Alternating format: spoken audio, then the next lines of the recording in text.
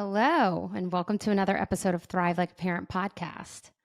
Today, I want to talk to you about building safety within your brain and how to do that. And when you may have seen that title, or you may hear me say that now, like building safety within the brain, what does that actually mean?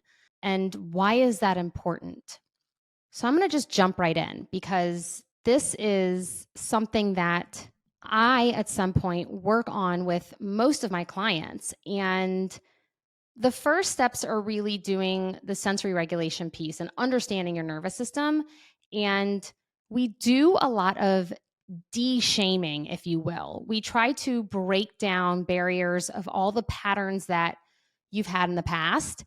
And we then introduce new brain waves and introduce new wiring and patterning of the brain.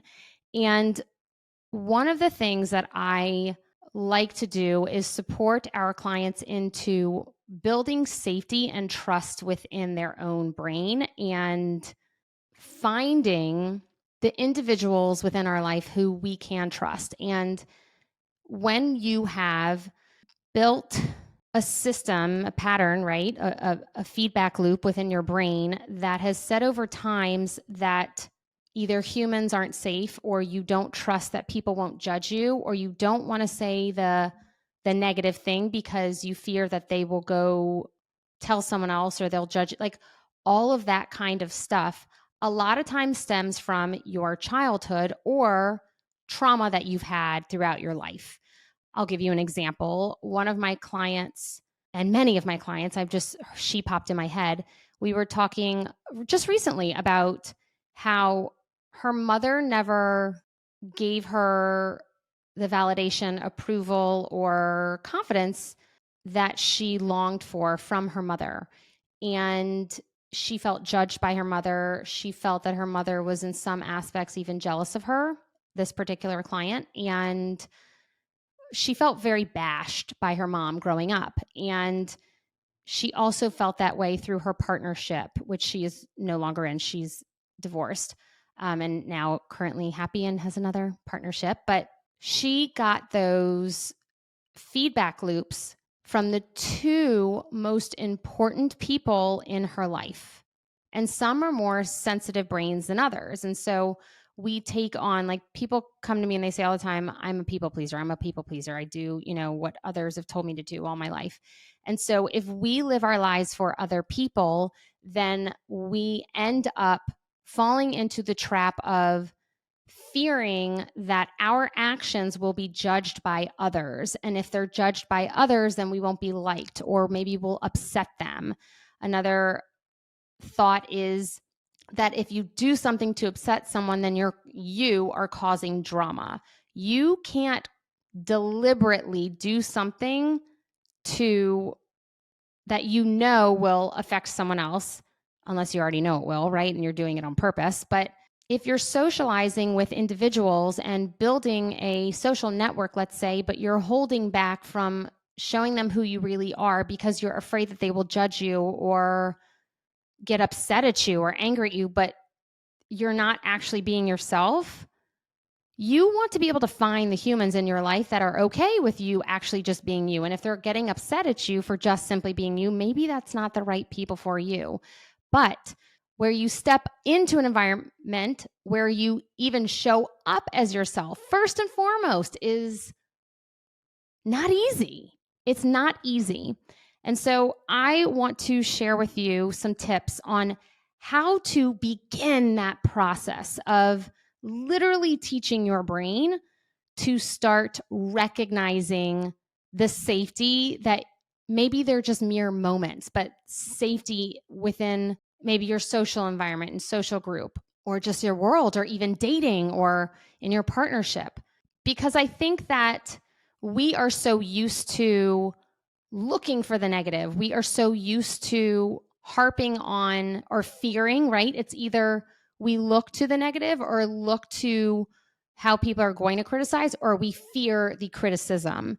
And we need to be able to start recognizing the positives. So I would say, and you're going to think this is super crazy because I'm so open and share with you so much of my life, but I very much would say from my own healing journey, I had to learn how to do this. And I think the reason being is yes, I'm a reformed people pleaser. Yes, I lived my life for many, many years to please others rather than myself. I also had a partnership that I cared so much what Jonathan thought, and I cared so much about his opinions and his judgments that I caused for myself this like walking on eggshells because it was so excruciating to feel his judgment. It was so excruciating to not be aligned with his opinion internally for myself because I wanted that validation externally so incredibly bad. And to know that we're safe and we're aligned and we're this and we're that, like I thought that's what relationships, even in friendships, like I thought that's what they needed to be. And because of that, I showed up for many, many years as who I thought people needed me to be, including Jonathan. And so between growing up in an environment like that, where I absolutely thought that I needed to show up a certain way, I built that pattern within my brain. And then I fostered that pattern through my partnership. It was a hard one to break, if you will, or to repattern. And everything kind of came to a head for me in this particular regard this summer.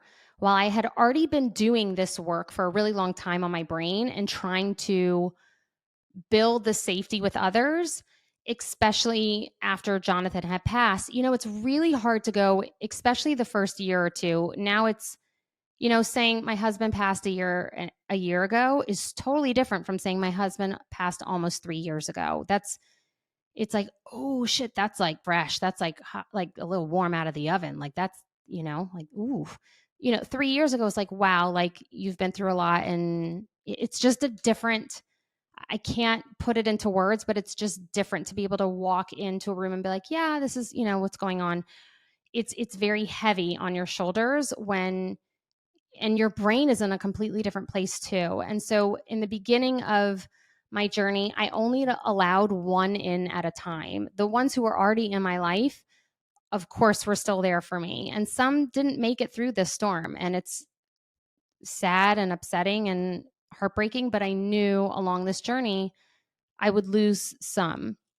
And as I started to heal, I felt myself wanting to be more social, or I wanted to build a community again, or whatever that looked like. And I had to do it excruciatingly slowly, and I had to do it on my own terms and with one person at a time, because it was too much for me to walk into a large room and be like, hi, and talk about fluff when I was in the midst of like complete grief and just my brain was in a completely different place. I didn't care what the weather was like. I didn't care about sports for your kids. Like I didn't. Now like you see me every weekend through stories on Instagram. I'm like, another baseball game. Like I'm in a completely different place. But in the beginning, I could only allow one in at a time, and when I tell you my walls were up, they were so up, and I had to relearn and foster a different way for me to be able to trust humans and pattern, like I'm saying, that safety and be able to recognize. That's the biggest thing, is to recognize when this human feels safe and when this human does not feel safe. And because of the walls that I had up, because of as well my own patterning from my past, my brain did not have that patterning of how do I pattern this to become aware, right? Like that's the patterning I'm talking about, of being aware when something feels safe. And there was this beautiful moment this summer. I shared with you guys that I went to the Golden Door in San Diego for a week.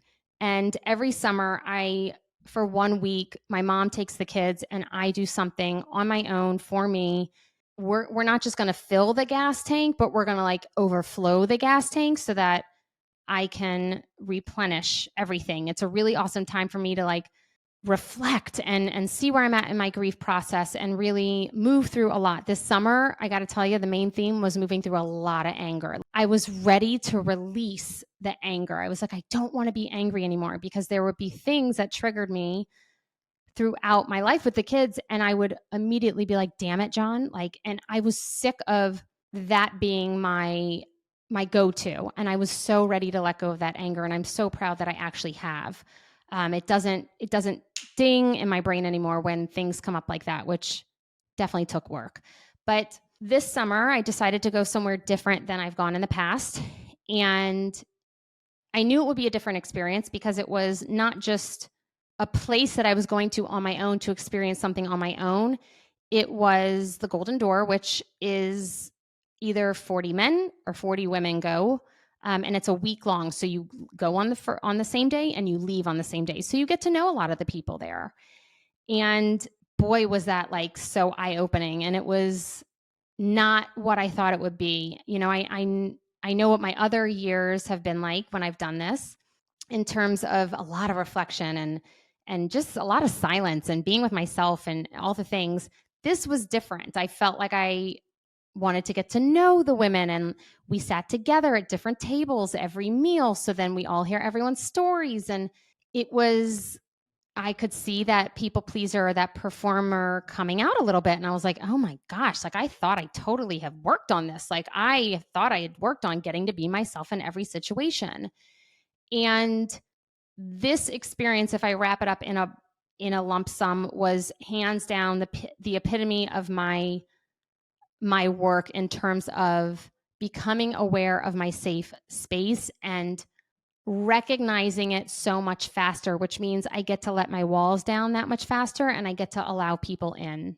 There's a huge difference from sitting here in my office and sharing with you all my life or my personal stories, and doing it next to a stranger who I've never met before. Like that it's just in person, it's just different. And it was a beautiful difference. I can remember the first night. I had no idea who I was going to sit with. Like I was scared shitless, and like I found someone, I started talking to them, and I immediately connected to them, sat next to them.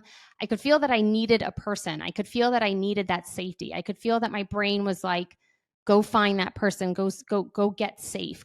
You need this safety to feel grounded. And it was such incredible awareness for me of what do you mean you need this to feel safe? You're safe on your own. Like you've got you. And as the week went on, I continued to release and be like, I'm here for me. And it was incredible. But the first night we have dinner, it's the fluff. It's the talk that is like my least favorite thing. But of course you got to start somewhere. And then at the end of the meal, they have everyone stand up and say who they are, how many times they've come here, if they're here with anyone, why, they're here, why did they start coming, or all the different things. I'm not kidding you. I'm like shaking. I'm like absolutely shaking before, like, I'm like so anxious inside. I'm like, what the hell? But I know that I'm about to blurt something out, because I just want to, I want to like rip the Band-Aid off and be like, this is what's up.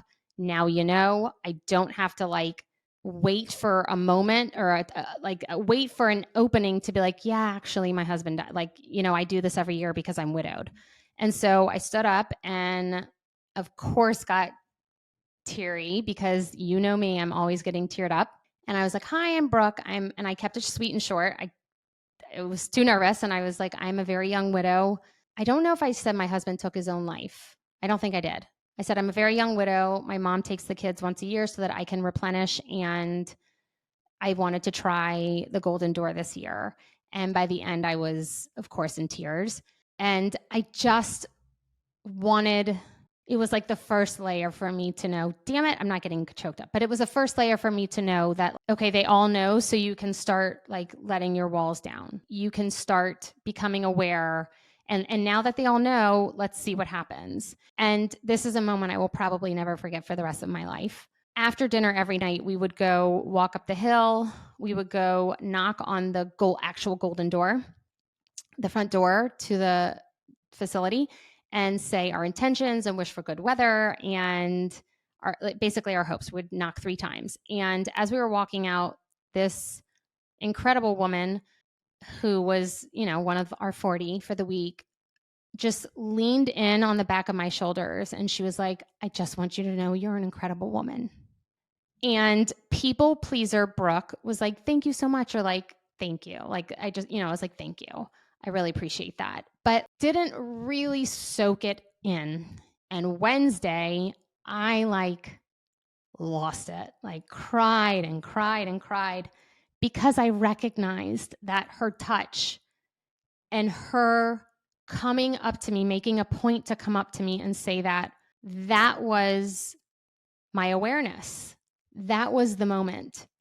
And I do believe that we so often just brush off either niceties or compliments that people say, or it may even be a question that someone asks you and you feel triggered to answer in a very like brush off response, but they're asking because they actually, it's their opening of like, I'm a safe space and I'm happy to listen. But we don't allow ourselves to open the door. And that Wednesday, when I somehow processed through all that, I was like, that was it.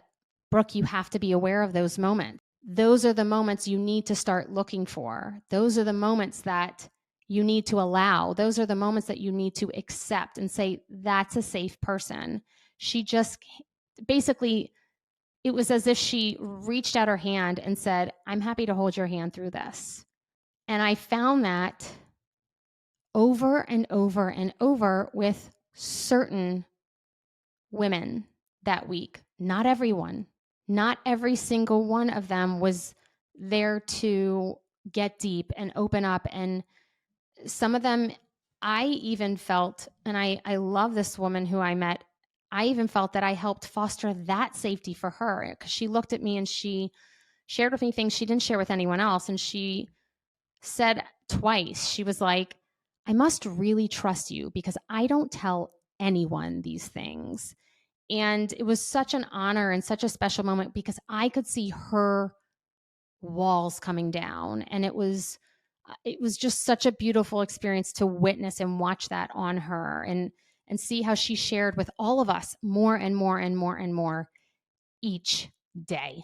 And every day at this facility, there was like a 5 a.m. 7-mile hike and a this hike and a that. It was everyone was like totally into it. My week were these women were lots of activity, like they were on it, and I didn't want to miss it. Like I wanted to, and I'm not a 5 a.m. or PS. Like I am not a morning person, never will be. But I wanted to. I pushed myself for FOMO, right? Like people pleasing, all the different things. And I pushed myself, especially in the beginning, because I wanted to find those people. I wanted to find that person. But what ended up happening was I did it and I got to talk to so many that they knew more than just that I was a widow. They knew so much more. And I still text them now. Like we have threads and group chats now. And the final evening, we walk through a labyrinth and we have kimonos on. It's really cool.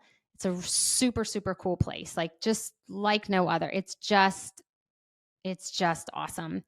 And I was hysterical, like, and not like boo hoo hysterical, but I just couldn't stop the tears as I walked in and I walked the whole thing and I walked out.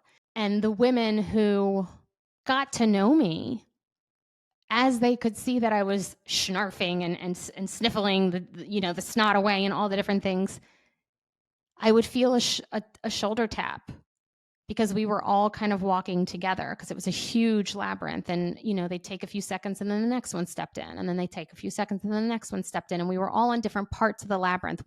Some were going in and some were heading out. And throughout my walk, I felt different grabbing of my hand or touching of my back or a hug at the end. People waited and consoled me. And I was so emotional, and I am emotional now because I hope I don't put on a front to lead you to believe that my life is perfect. This is hard. It is hard to be a solo parent. And the week went so fast. And I knew what I was heading back to in terms of it's just something hit me in that labyrinth of like, I only get this once a year. And my time has come to an end. And I'm sad. I'm sad that my selfish time has come to an end. But they didn't know that's the emotion that was invoked in me. They had no idea. But over the course of 7 days, these women got to know me. I let down my walls, and the touches from the beginning of the week to the end of the week and the connections and the safety I felt it was such a vast difference. While I was so anxious and nervous in the beginning at that dinner, I was anxious and nervous at that dinner, the first dinner, because I knew I was going to get emotional with sharing with 40 women that's what happened. And at the end, I was able to cry without any, that pain that you feel inside your body when you're like, I'm not going to cry. I'm not going to cry. I'm not going to cry. It was no longer there. Like I just let it out, and it was okay to let it out. And I found safety along the way of this week. And it was an incredible experience simply for this awareness alone. Because I do these weeks, yes, like I said, to fill my gas tank, but to learn and to grow and to turn my creative brain on for an entire week. And oh boy, is Nadia ready when I get back. I'm like, go girlfriend, I thought of all this stuff, and like we're doing this and this next year. And like, because my creative brain is fully turned on. Now, do I regulate every single day and practice what I preach? Yes. But you have to think that creative brain is interrupted by all the sports on the weekend and making the dinners for my kids and supporting what their needs are. And it's not a steady flow of like, I get to just have a meeting with myself and my brain for days of like, okay, well, how's this going to work? And then, okay, now I need to work through my emotions of anger. Like I get to really sit with this or this, you know what I mean? It's just little slivers. I like to say that my workouts in the morning are really a meeting with myself. I have morning meetings every single day for the business, and I have a morning meeting with myself in my workout, and then I have a morning meeting with Nadia right after. And it's incredible. Like you need that, but I don't get that often. And the point of this story, the point of explaining this to you is that you need to understand that it takes effort and time to internally become aware of safety within your environment, especially if you've been a people pleaser all your life or all the things that I said on the beginning of this. It takes time. And often what I tell my clients to do is I want you to go to an event or a dinner with friends or some social something, right? Like I want you to go to something, but I want you to go with the lens of how did I show up tonight or today or to the event, or how did I show up? I want it to be an observation of your experience, an observation of how you show up, an observation of if you're smiling and putting on a hi, or if you're just sitting back and relaxing, releasing your shoulders. And if you don't necessarily feel like talking, but you just wanted to be in the room for the day, you're totally okay with just sitting there. That awareness of the experience will bring you so much growth. And the more you sit back and process these experiences, the more you will become internally aware of the safe spaces for you. And the more you find those safeties and the more you tell your brain, right? Like I shared with you a story. This woman put her hands on my shoulder. The more that I recognize those moments and bring awareness to those moments, I'm creating a new feedback loop in my brain to pattern that new wire or connection. And therefore, I will be able to have my brain start coding, right? I say like brains are like a computer code. My brain will start coding that this is safe, or my brain will start coding that person felt safe to me, or my brain will start coding I am safe, or I want to be safe, or I can be safe even being myself. It starts with awareness. And we often miss those cues from our partner. We often miss those cues from our friends. We often miss those cues from individuals who want to be our friends or who are attempting or longing to, or we miss them because we harp on either what we are doing wrong, fear of doing something wrong, fear of judgment, or fear of what everyone else has done wrong to you.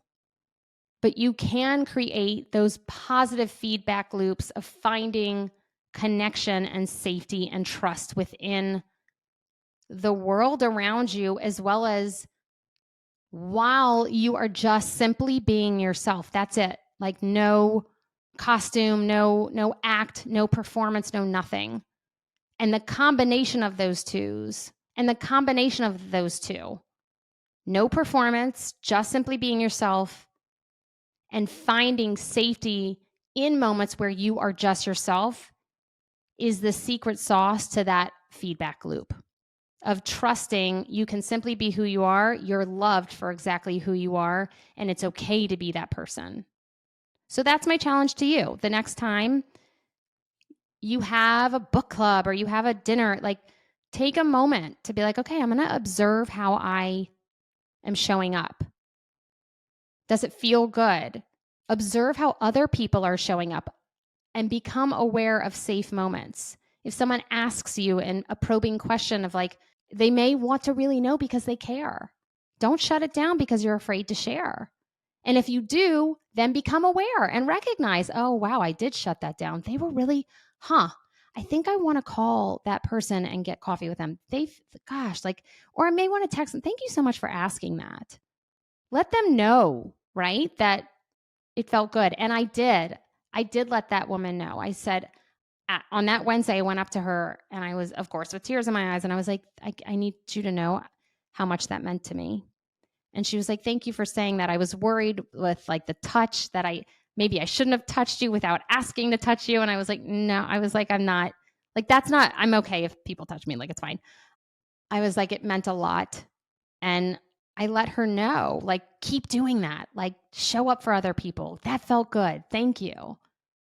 So much good can come out of the awareness of finding safe moments and letting down your walls to simply be yourself, show up as yourself, and trust those humans around you that they are safe. And if they don't feel safe, that's great awareness too. But until next time, XOXO, Dr. B.